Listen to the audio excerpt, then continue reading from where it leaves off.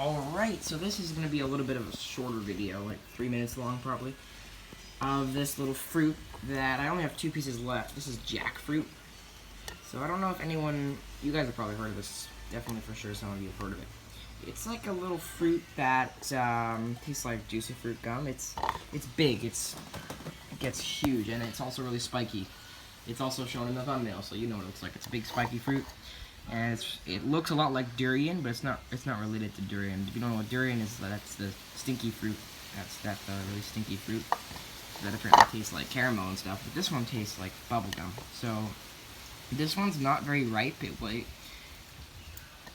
was hard, so it wasn't really soft yet. So it didn't really give yet. So I cut it early, and it was so sticky, like it got sticky everywhere. So I had to scrub really hard to get the stickiness off, but it is ready to eat. These are the last 2 pieces, and I just want to give a brief little backstory. I found it at the grocery store, and it's the first time I ever tried it, and I was disappointed by the taste, because it's very mild, as I can try it right now. And you can taste it. It's sweet, but it's very mild and subtle. It's not very sweet. It's kind of briny a little bit. It's more towards the unripe stage than the ripe stage. It is starting to get yellow though. It's getting a little yellow. But it's still a pretty light color. It's not quite ripe yet. And it's still pretty crunchy too. See?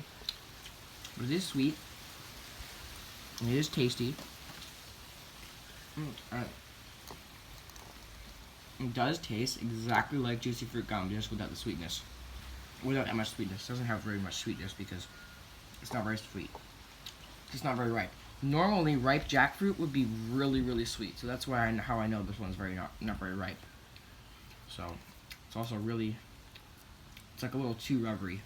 It's supposed to be a little less like rubbery, and it's really light colored. It's not very, very yellow.